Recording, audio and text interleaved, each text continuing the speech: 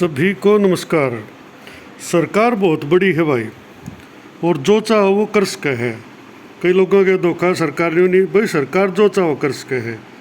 ईबीपीजी वाला मैटर है, सरकार ने नोटिफिकेशन जारी कर दिया, विड्रा कर लिया 13 वाला, कोर्ट ने उस पर स्टे कर रखा, गुजरात हाई कोर्ट ने स्टे कर रखा, सुप्रीम कोर्ट में पेंडिंग है और स्टे भी है। लेकिन हरियाणा में नियुक्ति फिर भी दी जा रही है। अब जब वो विड्रा हो लिया तो जनरल से भरी जानी चाहिए थी। यो मैटर है CWP 1844 Kamla Rani and others versus state of Haryana, Rajesh Hooda advocate. इसमें मामला देखते हैं क्या है। और देखो सरकार क्या कर रही है, खुद में तो स्टे बता रहे हैं, सिलेक्शन भी करते जा रहे हैं। Inter alia content that the petitioner are general category candidate. भाई जो पिटिशनर है इस केस में वो जनरल कैटेगरी से है। Who have applied for the post of PGT economics. PGT economics के लिए फार्म भरा भाई। एडवर्टाइजमेंट नंबर 4/2015, आखिरी डेट 28/6/2015 मान लो। 18 post were reserve for EBPGC category in view of notification dated 27/9/2013। भाई 27/9/2013 को जो EBPG का नोटिफिकेशन आया था उसके अनुसार 18 पोस्ट इस भर्ती में EBPG को दी गई, रिजर्व कर दी गई। It is submitted that on 7/12/2017 the coordinate bench यानी कि डबल बेंच ने had directed that notification would not given effect in view of the fact. भाई 7/12/2017 ने बेंच ने ये ऑर्डर जारी किया इन व्यू ऑफ किस कारण से, दैट ये इस पर कोई इफेक्ट नहीं होगा, यानी इसको प्रभावी नहीं माना जाएगा 13 वाले नोटिफिकेशन को, EBPG को। इन view of the fact that the similar notification. भाई इस बात को देखते हुए कि इसके बिल्कुल समानांतर, इसके बिल्कुल समान notification had been quashed by division bench of Gujarat high court. Gujarat high court ने इसी का बिल्कुल समान मैटर क्वेस्ट कर दिया था। And the matter was pending before the apex court, और वो मैटर अब सुप्रीम कोर्ट में पेंडिंग है।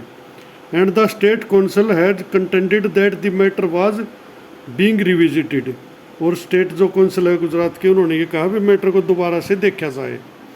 It is further pointed out that on 21/2/2018 instruction were issued that the notification not be given effect to in respect of admission and government job. एक instruction सरकार से भी आया था 21/2/2018 को, किसी के पास हो तो सेंड भी कर दियो भी।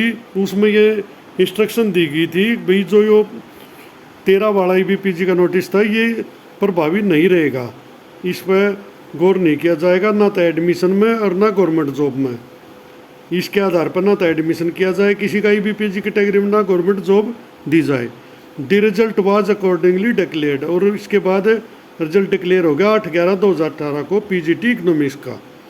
Where in 10 candidate of EBPG category were declared successful, और उस रिजल्ट में इन्होंने देखा कि 10 कैंडिडेट जो है ना EBPG के सिलेक्ट कर दिए गए। 18 पोस्ट थी, 8 खाली थी, 10 पे सिलेक्शन कर दिया विद कट ऑफ 97, और उनकी कट ऑफ लगी 97 पे। और जर्नल की कैटेगरी की जो कट ऑफ है वो 116 पे गई, तो काफ़ी अंतर हो गया भाई इसमें, 19 नंबर बहुत ज़्यादा होते हैं। अब आते हैं केस पे, केस क्या है। It is the case of the council for the petitioner that petitioner have secured 94 and 100 marks. ये पटिशनर का वकील कहता है कि उसके पटिशनर ने एक ने 94 94 और एक ने 100 मार्क ले रखे हैं। And their interview marks were not being disclosed, और इंटरव्यू के नंबर अभी बताए नहीं हैं, ये टेस्ट के नंबर हैं 94 और 100 by the respondent commission. It is thus submitted that petitioner have more marks than EBPG category candidate, और ये कहते हैं इनके वकील भाई हमारे जो पटिशनर हैं इनके ज़्यादा अंक हैं EBPG के सिलेक्टेड कैंडिडेट से, क्योंकि उनकी मार्क वो लगी, कट ऑफ लगी 97 पे विद इंटरव्यू। तो इसका मतलब उनके नंबर तो 90 से नीचे होंगे, 5-7 नंबर तो इंटरव्यू के भी लगे होंगे। तो इन्होंने ये कहा अगर 94 के 5-4 दे तो हम 100 पर जाते हैं, और 100 वाले के मिनिमम भी देंगे तो 105-7-10 तक जाता है वो। तो ये इनका कंटेंशन ये है, it is thus submitted that petitioner have more marks. इस प्रकार ये साबित हो जाता है कि भाई मेरे जो कैंडिडेट उनको मोर मार्क्स हैं than EBPG category candidate. If benefit of interview marks were are to be given would have prior right over such candidate. भाई वही बात है, अगर इनको इंटरव्यू के मार्क और जोड़ दें या बता दें तो इनके नंबर जो है ना ईबीपीजी कैंडिडेट से ज़्यादा हो जाते हैं। Even otherwise the instruction have been issued on 5/6/2019। भाई इसके बाद भी एक इंस्ट्रक्शन और जारी हुई थी 5/6/2019 withdrawing the benefit given to EBPG category, जिसमें कि जो बेनिफिट दिए गए थे ईबीपीजी को विड्रा कर लिए गए थे on account of benefits being given to economical weaker section. और ईबीपीजी के जो लाभ थे वो एक नई कैटेगरी बना के इकोनॉमिकल वीकर सेक्शन ईडब्ल्यूएस उसको दे दिए गए थे, और उसके अंदर कोई भी जर्नल जो है ना काउंट हो उसका था। It is submitted that in spite of said instruction, आगे ये कहा जाता है कोर्ट को, उनके आगे रखा जाता है भी को जो सरकार की ये इंस्ट्रक्शन आने के बाद भी कोर्ट की भी स्टे आ गई, अरे सुप्रीम कोर्ट का भी स्टे आ गया, हाई कोर्ट का भी स्टे आ गया, और सरकार ने वो खुद भी विड्रा कर ली।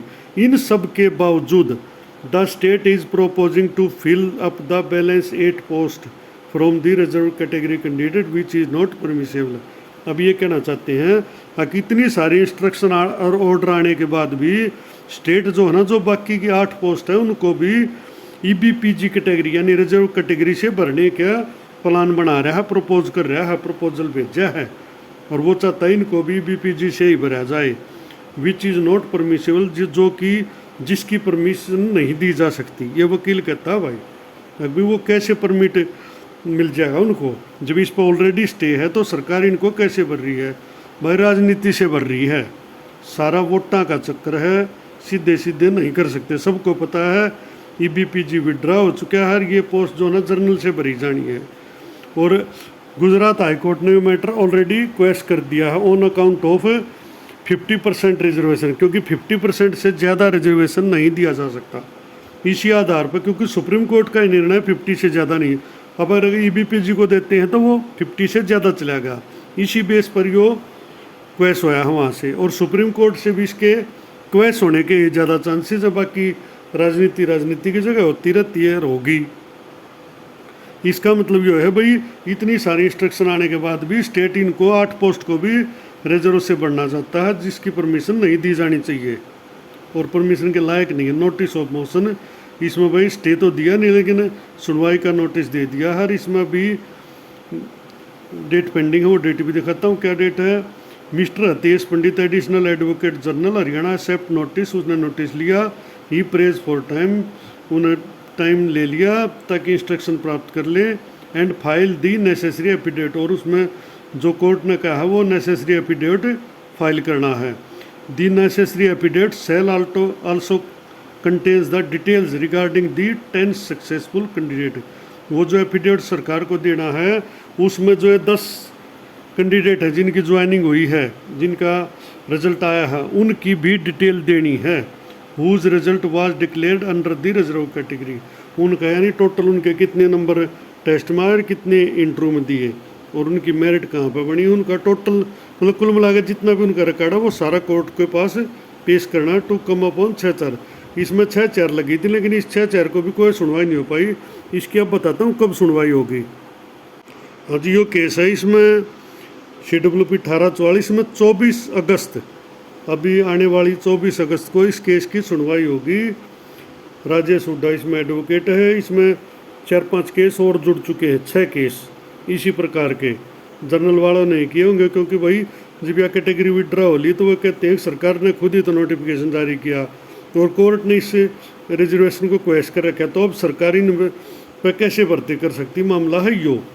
इसमें अंतरिम ऑर्डर ये 3 फरवरी का आया था, उसके बाद इसमें कोई ऑर्डर आया नहीं। अब इसमें 24 अगस्त को देखते हैं इस मामले में क्या होता है। अगर मेरी बात पसंद आई हो तो वीडियो को लाइक करें और चैनल को सब्सक्राइब जरूर करो ताकि आने वाली वीडियो का नोटिफिकेशन आपको समय पर मिल सके। धन्यवाद।